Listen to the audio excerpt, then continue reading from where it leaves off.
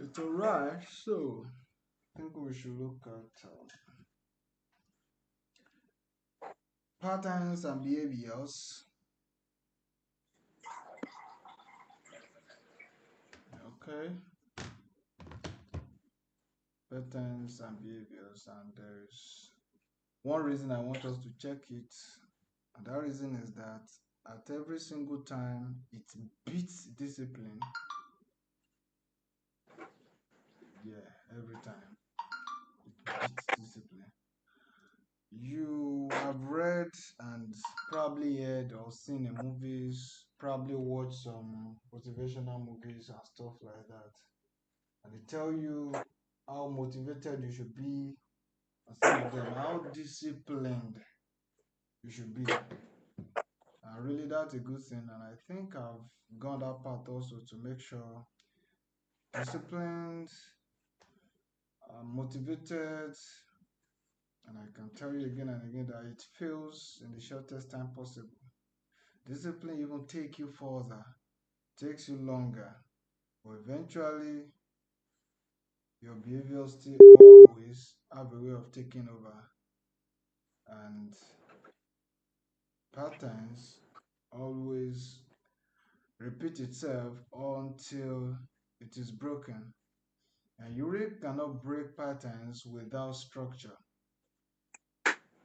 All right. I hope today will be as brief as it can get, but within that very short period, I'll just say what's on my mind, and then we can look at it together and see some other things. And I hope I won't take it some area that is coming to mind already. All right.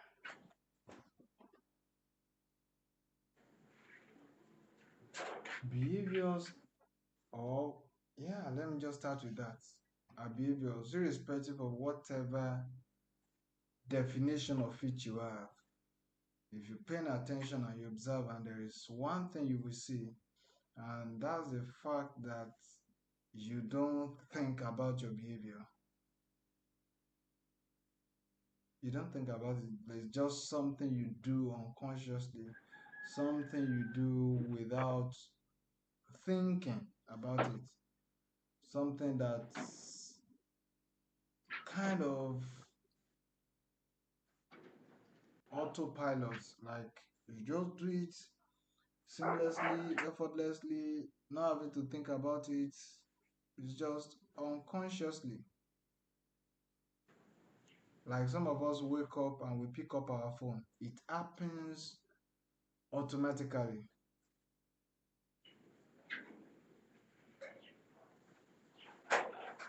Like some of us pick our phone early in the morning. Before you know it, you've entered WhatsApp, you've entered your trading app, anyone at all. It happens because over time you have done it again and again that you don't even have to think about it, you don't even have to pay attention to it. Before you know it, as you wake up, you stretch your hand, what you're looking for is your phone. And as you pick your phone, there's always that first app that you open every day. That one has become your behavior, and there's no there's nothing stopping you because you don't have to be conscious to do it. It just come naturally, it just come easily like that. Um, Let me see one other scenario I can give you.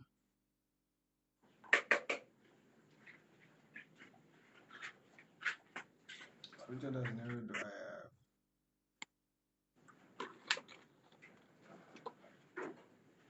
For those of you that like girl, you know what comes to your mind immediately you see the first girl. It happens. Sometimes you don't have to stay conscious. It's when probably he or she does not meet certain criteria, certain triggers. Yeah, that's when you begin to think, is it or not? But normally, when it happens, you know what comes to mind. But it's not even just about the coming to mind, but the things that are actually responsible for this behavior. So there are things we call triggers. So on The only way your behavior or your pattern will not repeat is if there's no trigger. So it goes this way that your you have a trigger, then you have a reward. So and your reward most of the time is your satisfaction that you get from doing what you do. For instance, if I wake up and the first thing I do is stretch out to my phone, the trigger is now I'm awake. There is something I'm supposed to do. So as long as I'm awake, the first thing that comes to mind is you go to that phone. Now, the satisfaction from reaching that phone is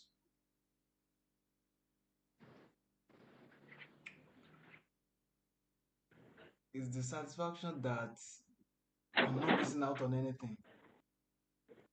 Either we like it or not, that's how it happens. You just reach out, you want to quickly check who messaged me, who am I supposed to reach out to, what message, what business, what notification should I quickly respond to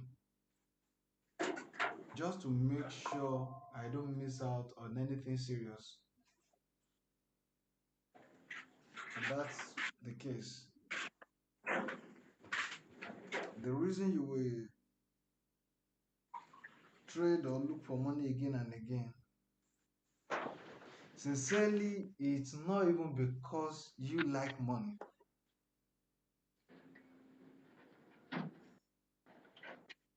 but because of what you know you can do when you have money.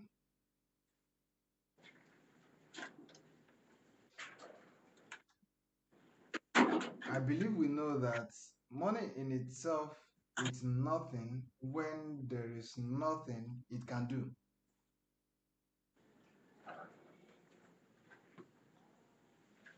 Have you at any point felt that the money you are holding is useless? Okay, let me give you an instance.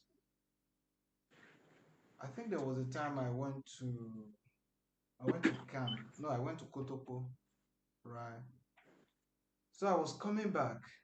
I mean, from I have from 20 naira to 1,000 naira note. Like you cannot tell me that not having change is why you are not picking me up as a cab driver. But all of them that were coming, they were fully loaded. Bike men always carry maybe two or three, and I need to get to Obantoko.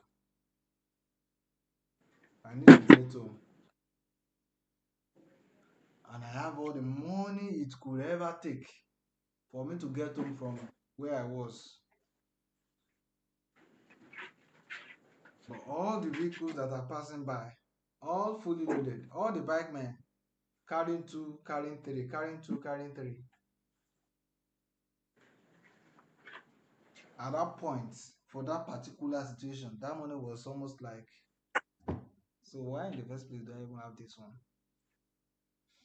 I'm painting that scenario to just let you see that if we fight from today to tomorrow on money, striving to make more, struggling to make more, doing well to make more, and we make more and more and more and more, even more. The reason we are making it is not because of the money itself. In fact, it's not because we want to know that we have money or we want people to know we have money. Behind all those experiences, all those uh, what do you call it now? Behind all of those experiences, all those motivations, all of those things that we do, or some oppression that we just want to show people that no, I get past you. Behind all of those things is actually the fact that that money can actually do something. And in most cases, in fact, in every case, it's not always about the next person. Because the most basic thing that you need money for is for food, for shelter, for security, and what again? Yeah, basic things. And these are the things that you don't do because of somebody else.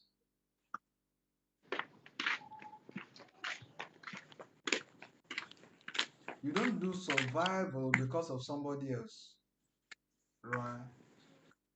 But you may do, in fact, you don't do luxury because of somebody else. You can do extravagance because of somebody else. Extravagance is at that point where you have to acquire so much just because you want people to know that you have it.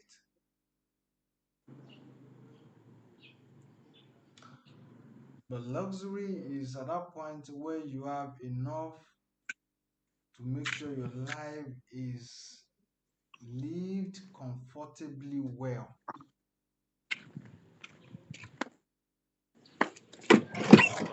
But the level of comfort is where you just have enough to make sure you're not begging for help everywhere. And survival is where you are still trying to make sure you have one or two things in place for life to keep going on. So, when your triggers come, there is always the anticipation for the reward for whatever activity you do.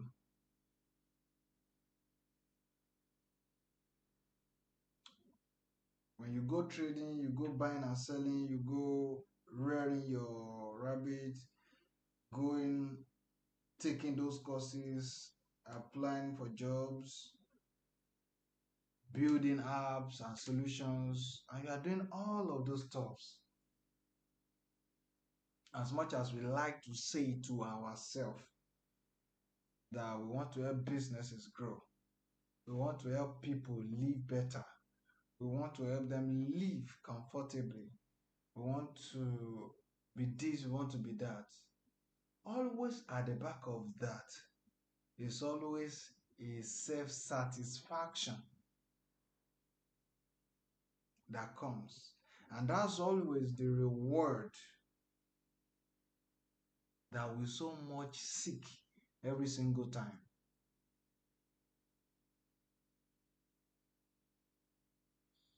So when Bill Gates is doing uh, aid, sending money to different regions, NGOs, and developing different things, fighting diseases, fighting different sicknesses, all of that is good and is for the humanity, as we say. But somewhere behind the back of his mind, deep down, is a satisfaction that is looking for, is a reward system that is looking to gain, where it's trying to make up for different people that his innovation has affected. Yeah, Chelsea. Blessing, are you all right?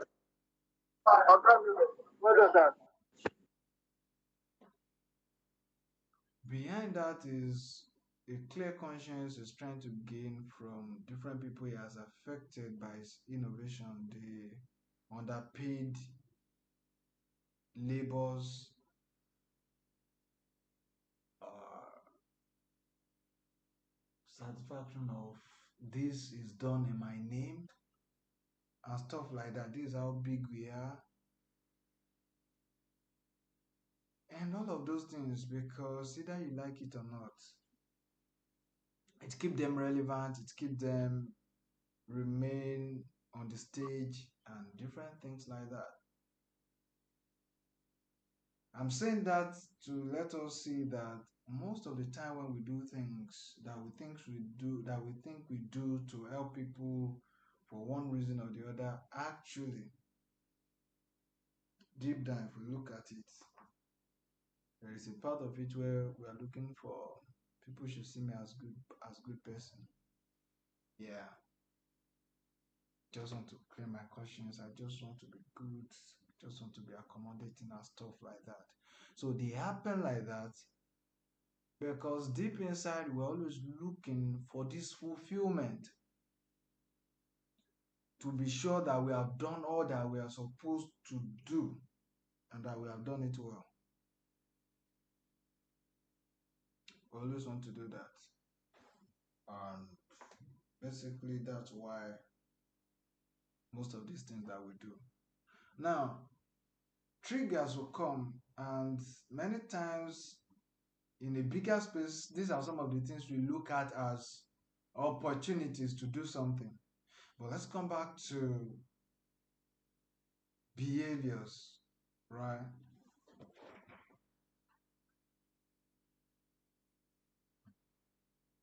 You go to the mall only if, for those who like ice cream, for instance, only if you don't see it is why you don't buy.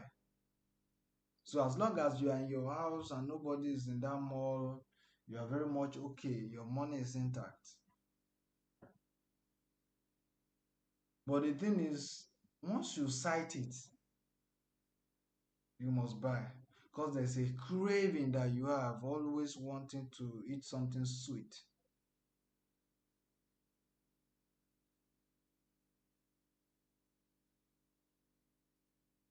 So you see it, and that craving is triggered, right? Then you go get it.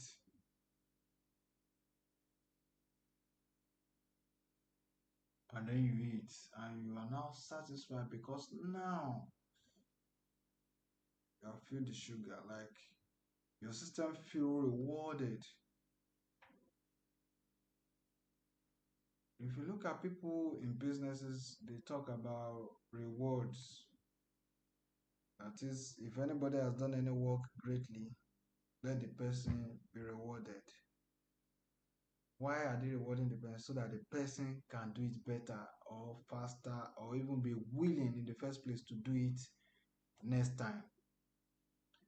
That's just the way our system also works individually. If you see it, then you want to do it, and then before you know, you have a kind of satisfaction for going out to do it. And that's how it basically works. Now, I'm saying that in the sense of behaviors and patterns, that some of these things are so much in our system that we don't even pay attention to them. Like we are no longer conscious of them. They just happen every now and then, every day. I'm trying to find a very good example that put everything in perspective for us to see. So when I see one, I'll come back there and explain. So your behavior will beat common sense every time.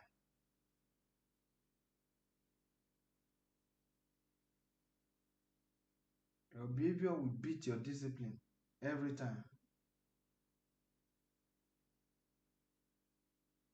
because they will always come harmlessly in a way you don't expect, in a way you don't plan, and before you know it, even with your discipline, you would have been halfway in before you know what's going on. It's a kind of a reward system. So for you to break it, you have to consciously come out of it, consciously come out of it. That is, many times you would have started doing something before something pricked your mind to say, you said you won't do this. And I believe many of us can relate to some of these things when you are doing something, then suddenly you remember, oh, I said I won't do this. Then you have to stop it and go start again. So that is attitude, that is behavior. There is a particular grammar I'm looking for It's not exactly behavior, but that's the way it works basically. Now,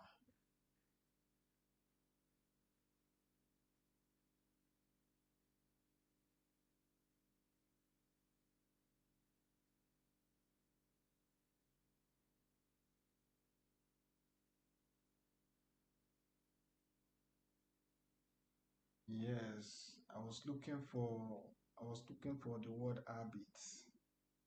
Yeah, because let me use all of you here for instance, especially them blessing, WCT, greeters and likes. You notice that when you when you talk to each other and somebody says something that you really don't agree with, and I'm not talking about fighting or that kind of disagreement now. The next thing you say is, show ya worry. That is, are you not mad? Hope you are not mad. Or you just say worry. Or you just say, show go bye. Now, if you look at those things, you see that you don't have to think about it. It's just the way habits form. You don't have to think about it. Small thing, it just come up.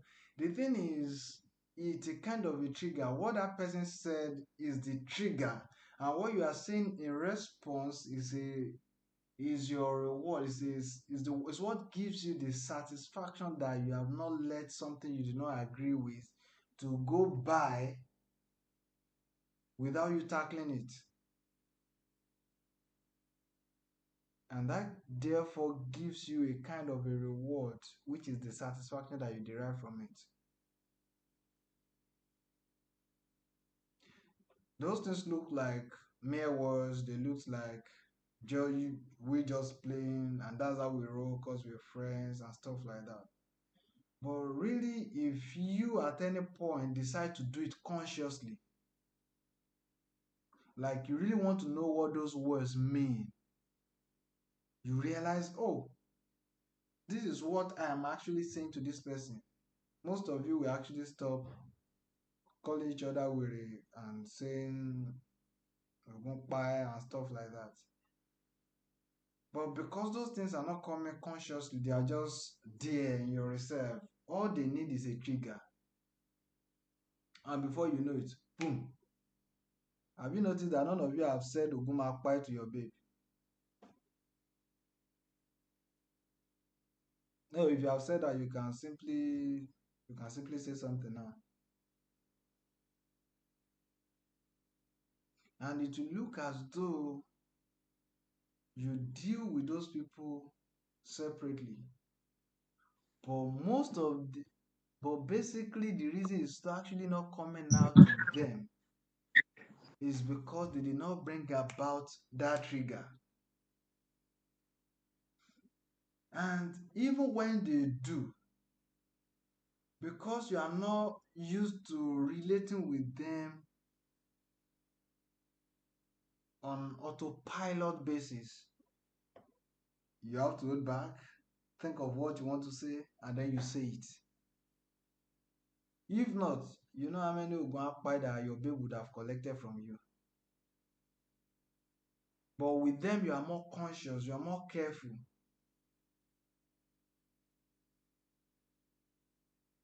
But with your friends, any small thing, any small trigger, you release it and boom.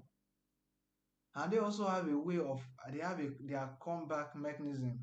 You say it as they ought, they give it back to you. Booms. And that's just an example. You can look at every other thing that you do,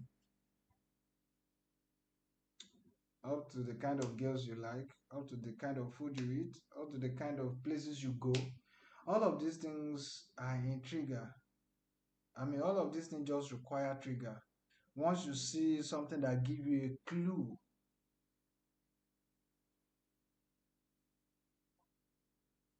that when you want to shoot your shot at a girl, most of the time, especially the ones that are close by, you know when you have the clue if she will agree or not, and that determines the steps you take next. And these clues are the things that trigger your next step of action. And depending on the result you gain from your next step of action, you have your reward. If you're satisfied, very good. If you're not, so bad. But I'm telling us that some of these things and most of our life actually we do them, we live them unconsciously. And that is why I said habits, patterns, behavior, all of them will always beat your common sense.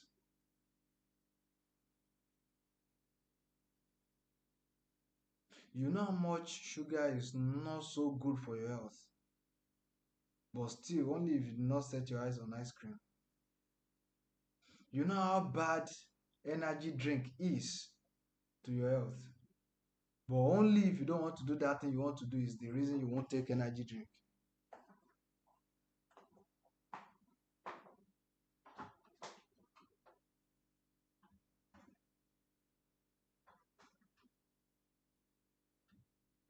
So what I'm saying in essence is most of these things they work and all they need is a clue. And we can take that straight back to what we were talking earlier about money.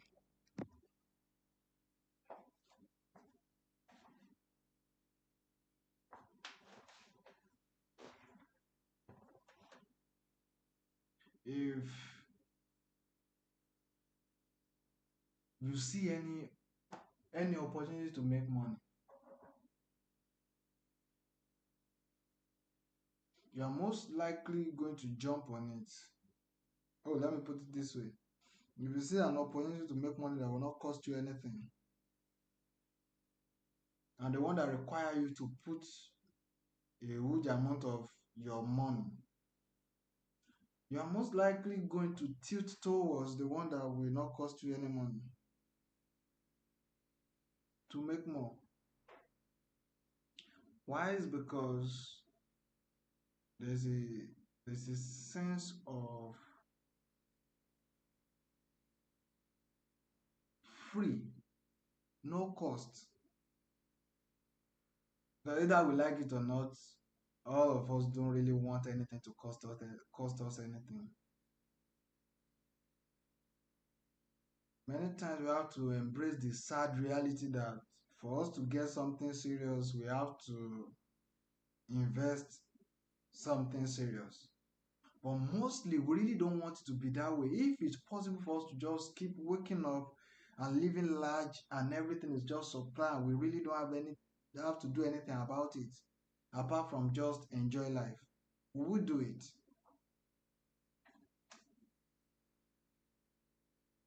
And you wonder why many people fall for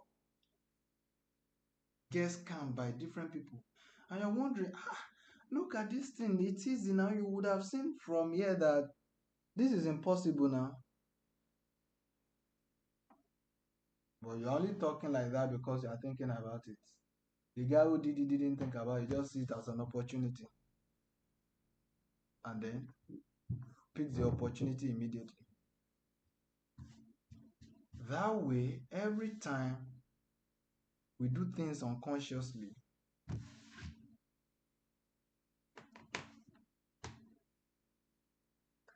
it does not common sense does not apply. It's like when you're driving, suddenly somebody cross your way.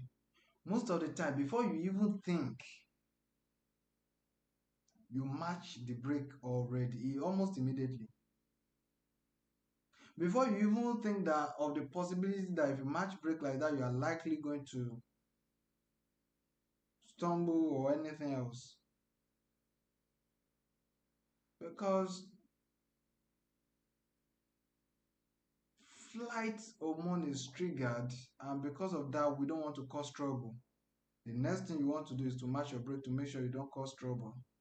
And it goes in different directions like that. The things that we do, most of them, we do them unconsciously, even when you eat.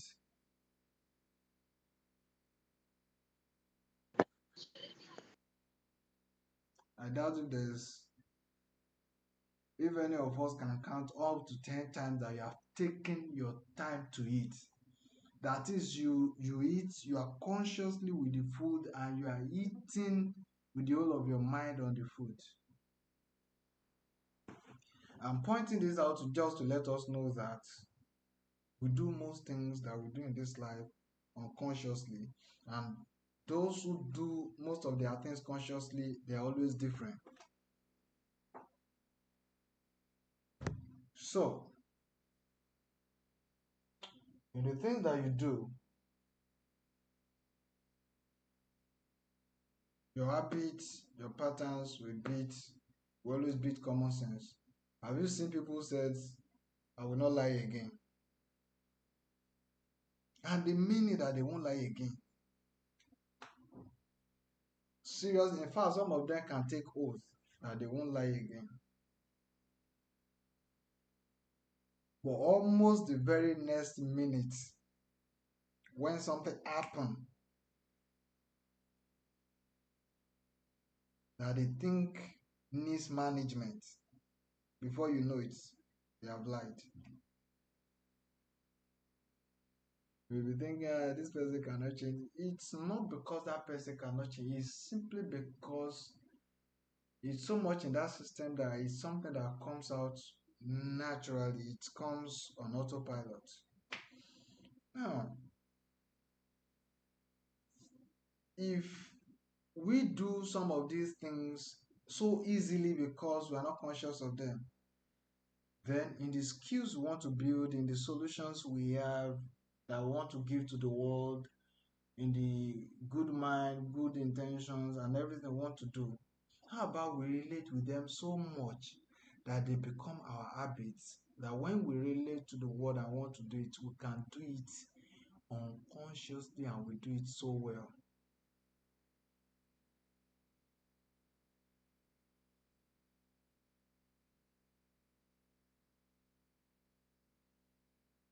Just the way some of us flare up when there is anger, when somebody vexes us, we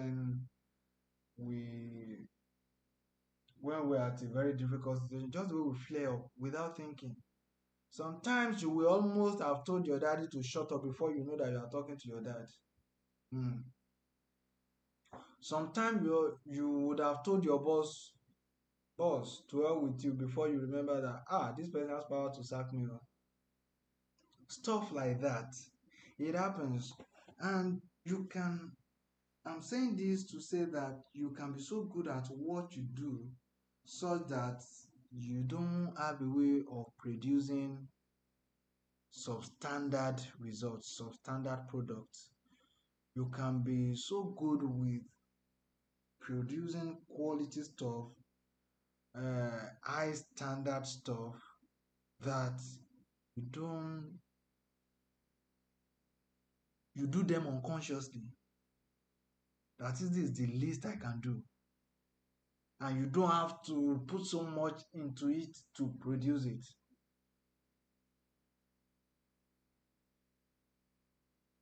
Stuff like that.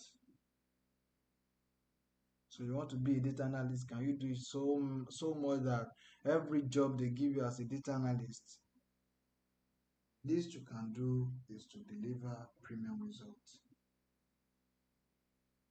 So that by the time you deliver, it becomes difficult for them to ask for extra.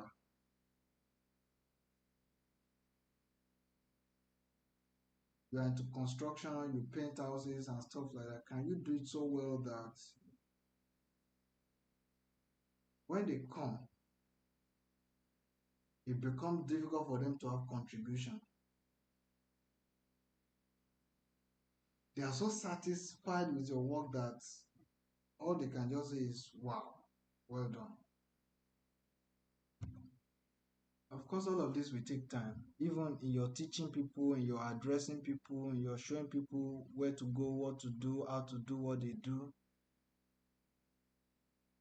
it has to come from a place where you have been so used to delivering quality stuff, doing what you have to do every time, as you should do it, as at when you are supposed to do it. I've become part of it so much that you don't have to be forced to do it. It's like at the moment that job, that work is mentioned to you, the quality stuff in you is triggered, and in executing it well, you find your satisfaction, you find your reward.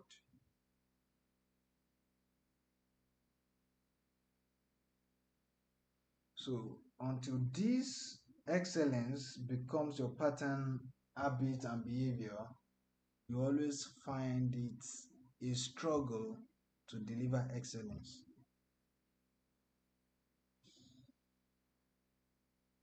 So that's that about that. Now to actually break those habits, those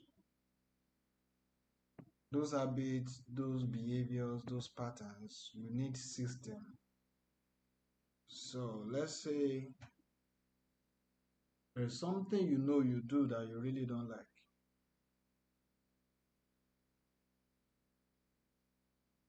The only way to actually break it will be by having structure. That is, you have more sustainability breaking that thing when you have a system in place than when you just say you are disciplined.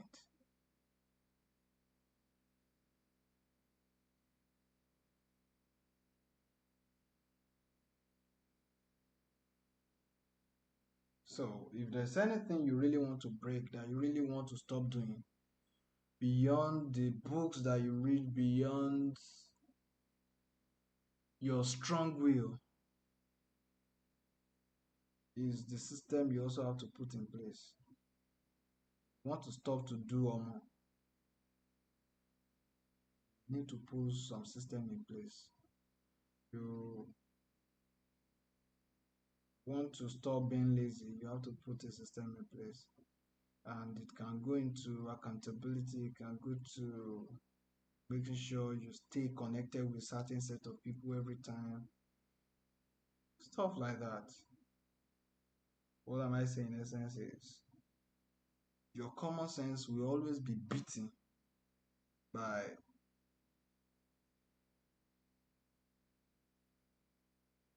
your habits every time. It will always beat it. It will always, anytime, any day, it will always beat it. It will always beat it. So I thought to share that. I don't know if there's any sense in it yet. As you look at it, you can see some of those things that you want to stop doing.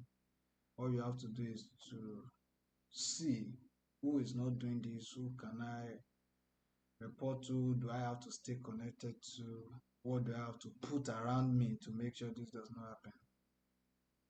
Because your discipline can fly away. You just one habit. Yeah, just one habit and you're done. For instance, my post that I do every day, there is only one reason I'm making sure that I do it, including Saturdays and Sundays. I know that once I give something space, going back to it is difficult. Because if I skip one day and I don't make that post, there is a probability to become 2 days of not making that post, then 3 days of not making that post, then 1 week of not making that post. Before I know it, that intention of going 60 days of consistent posting will just be gone. When I started writing articles, I was writing one every week.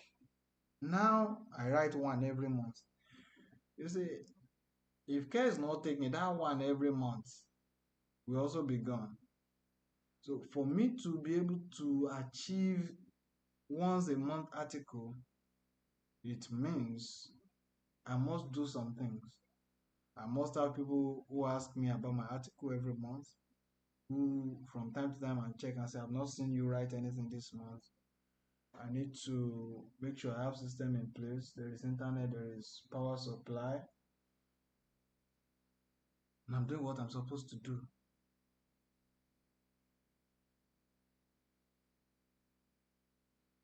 I I started some time ago. I make sure that every day I watch a podcast every day. Then every day I watch a book review. Then every day I read at least 10 page of a book and stuff like that. But looking at some of those things, because to some extent there are really no system in place. Because I was disciplined, but your discipline can always be taken over by some other things that are urgent and important. And before you know it, you are weak and tired to the mouth, and to do anything becomes difficult, right? In fact, when you decide to read, you carry the book and sleep take you away from there. Things like that. But when you have system in place, you begin to know what to delegate, tell this to do this, then you do what is most important to you. Some of those podcasts now, if I check in the last 1 week, maybe I've only watched 2 podcasts. Whereas if I've done it properly in the next 1 week, today I should be watching the eighth one.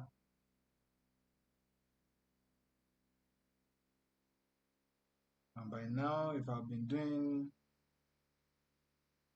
10 pages every day of a book, I should have covered another 80 pages in the last 8 days now. What am I saying is, as good as your discipline is, it's not as sustainable as when you have a system in place. It's not as trustworthy as when you have system in place. And also, it will always beat your common sense, whatever it is that you have in your habits, whatever you have as habits. For those of you who flirt, any small thing before you know, you have said this good thing, this fine thing, this good thing, this fine thing. Some people look at it and they be like, oh, great compliments. I'm shy, I like it. What they didn't know is they are collecting compliments to them and they're liking it. But you, on the other hand, you know what you're doing. That if only I can get to your head and you lose guard. Oh my goodness.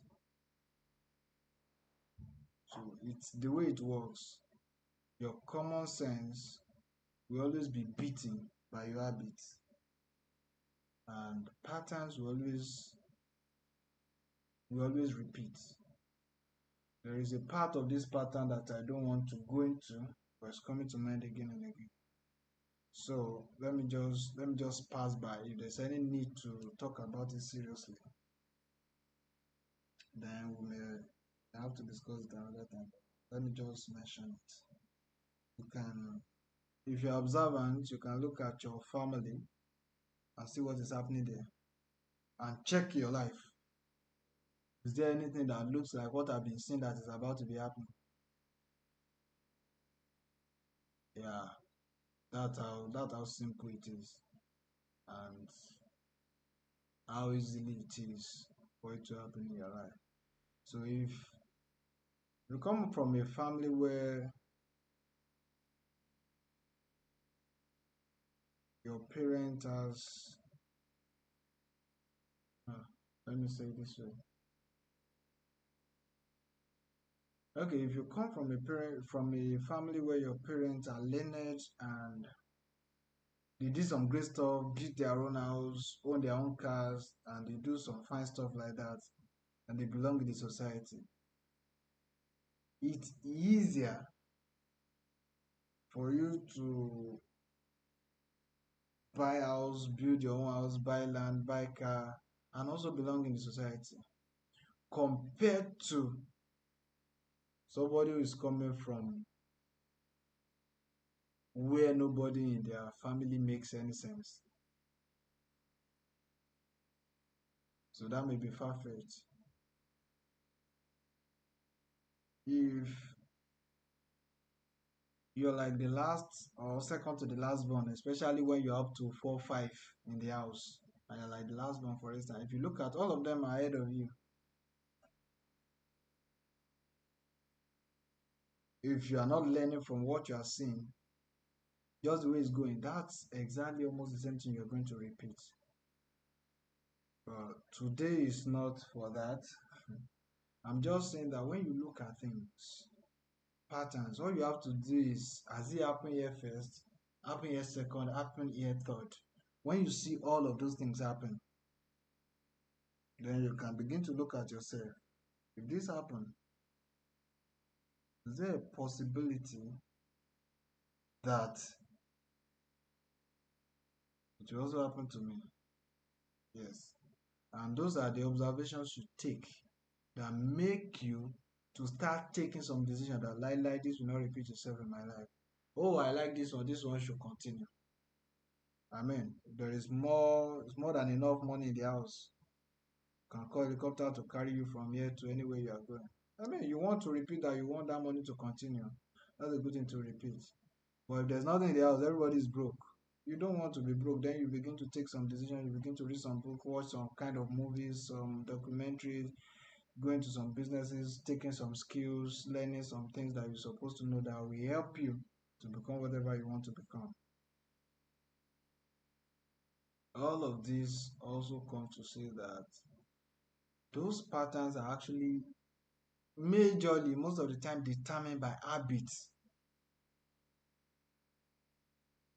And in families, there are always habits that are general that almost everybody do. Everybody does it. They just know it's a normal thing, and it can be the thing that is causing the problem you are trying to avoid. So I'm saying that to let us see that at every point in time, your common sense, your ability to reason, to consider things, will always be beaten by the things that are in your habits or behavior and even patterns. And to break habits and patterns that you don't like beyond your discipline, you need systems in place. And the best of your discipline can be defeated just by one habit, by one trigger. In fact, your discipline is one trigger away. Yes, I have to chip that in. Your discipline is just one trigger away. That trigger happens, forget it, you're gone. So that's all I think I should say today. Thank you for coming to my TED Talk.